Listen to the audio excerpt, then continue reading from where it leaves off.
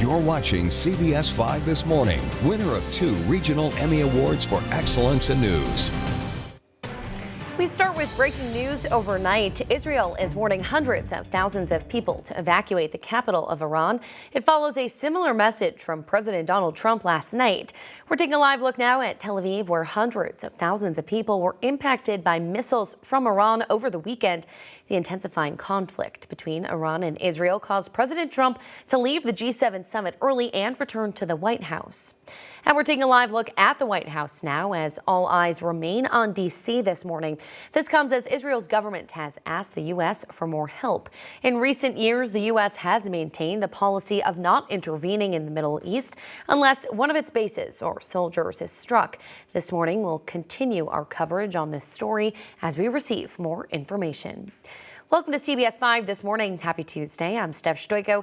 You're watching the only local newscast to bring you the biggest stories to start your day and the Weather Authority forecast. Right off the top, we can expect to stay mostly dry through the daytime with some evening showers developing in central New York. And let's take a look at our forecast now with Weather Authority meteorologist Mike Brookins. Mike, good morning. Good morning, Steph. Well, we had a little patchy light fog around D.C., the capital, and maybe in some parts of central New York, but overall it's quiet. Mostly cloudy. I'm starting to see some peaks of blue there on our Stanley Law Skywatch Adirondack furniture camera. There's more sunshine as you work to the northwest of Onondaga County and maybe some showers far to the southeast.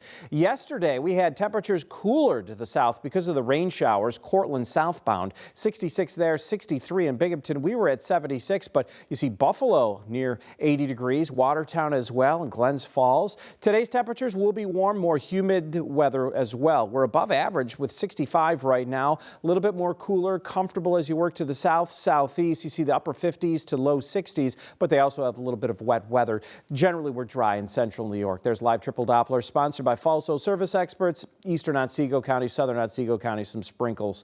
Heftier showers down in southern Pennsylvania into Ohio near this front. That'll try to get closer to us. I think there's a better chance for some scattered showers or a thunderstorm west of Syracuse later this afternoon, and maybe we get an isolated shower later in the afternoon into the evening. Otherwise, most of the day is dry, starting you off at the breakfast table, 66, 68, 72. Mostly cloudy. Any patchy light valley fog burns off. Today's high 78. Just have that umbrella handy for that mid to late afternoon and early evening. Steph? Thanks, Mike. And let's take a look now at your top 5 stories this morning. The body of a 21-year-old man who drowned on Tully Lake has been recovered. Onondaga County Sheriff's deputies say it happened Sunday while the victim was kayaking. His kayak tipped over and he struggled to stay afloat. Another man with him and a bystander tried to rescue the victim but were unsuccessful. The name of the 21-year-old will be released when his family is notified. The Cicero Fire Department identified 81-year-old Anthony Cenzarino and his wife, 75-year-old Diane Cenzarino, as the 2 elderly victims who were killed in a fatal house fire Sunday night. Their grandson, a 24-year-old blind man, escaped the house fire by feeling the temperature of the walls and the house. 2 firefighters were also injured that night and received treatment at a local hospital. A Cicero police officer has been arrested for failing a breathalyzer test while on the job. Last Friday, Officer James Kazmierski was arrested on a misdemeanor charge for aggravated driving while intoxicated.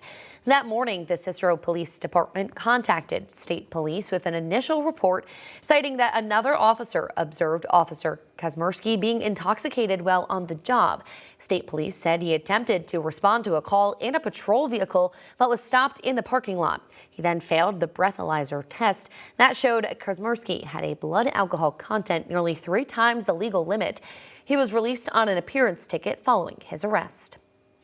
New York State Police in Ithaca are looking to identify this man that's pictured here. At approximately 5 p.m. on June 2nd, authorities say he picked up a computer monitor from an online pickup counter at Best Buy in the town of Lansing.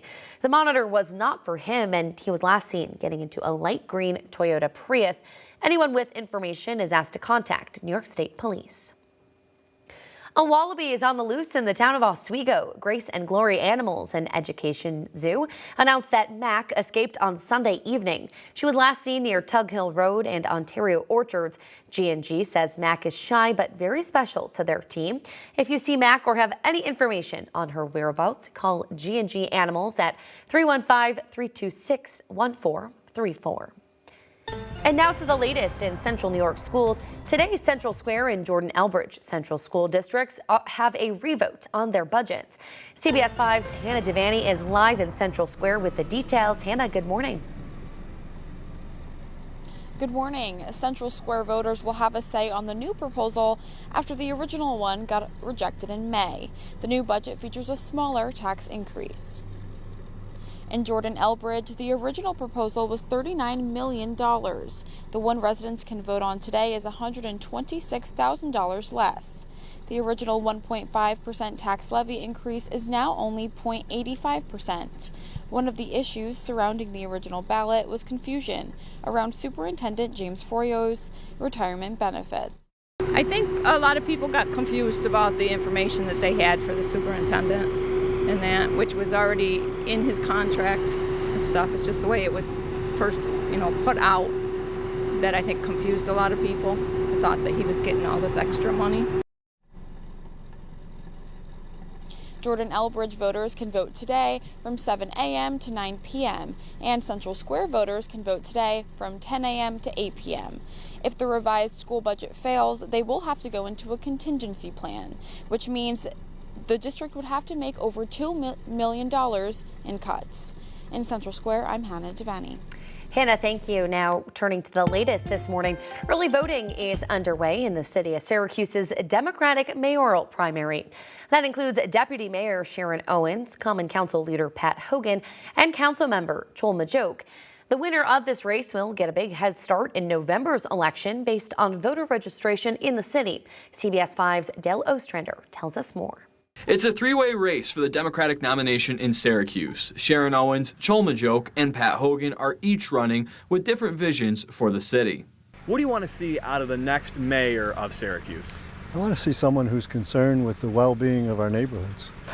Of course, there's concerns all the time with other neighborhoods, but I think as a whole, there's just a couple pockets in the cities, in the city of Syracuse, that there's some concern for. For the voters we spoke with across the city of Syracuse, many are concerned about the future of those in the city and want to improve conditions for those living here. Definitely more committed to the city and the minorities here as well, and homelessness, as you can see, is a big issue here in downtown as we stand here, and it's a big issue, so yeah. More outreach to those who need it for when they come out of, let's say, prison, or those who don't finish high school and need help getting their high school diplomas. And others want to see improvements to the city, with the next mayor set to lead the city through the arrival of Micron nearby and major changes to I-81.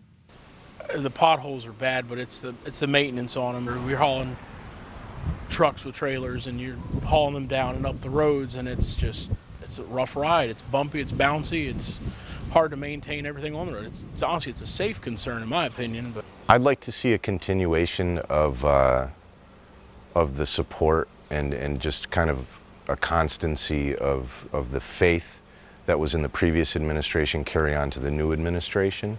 I'd like to see more hope for the city in terms of infrastructure. I'm Dale Ostrander. For more on this story and other local news, sign up for the CNY Central Daily Newsletter. It's easy to sign up. Just head to cnycentral.com. Strawberry picking season is finally here. Coming up, we'll tell you where you can go for a major strawberry festival and get some delicious strawberry cakes and strawberries. We'll tell you all about it coming up. Plus, more updates on the Sean Diddy Combs trial, why a juror was dismissed.